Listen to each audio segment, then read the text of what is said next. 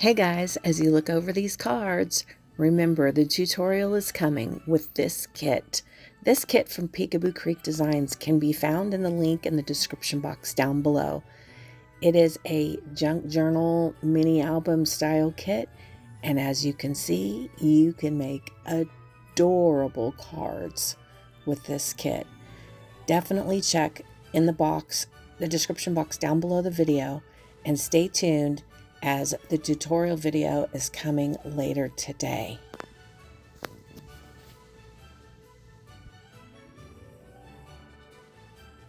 Okay, as you look inside these cards, you're going to see how much detail and layering. We're going to learn that in the tutorial. We're not going to make these identical cards, but cards very similar using this kit from Peekaboo Creek Designs. Definitely head over to her store, click that link in the description box down below the video, and be sure to favorite. If you can't buy it now, put it in your cart and buy it as soon as you can. It's so reasonably priced, you can't pass it up.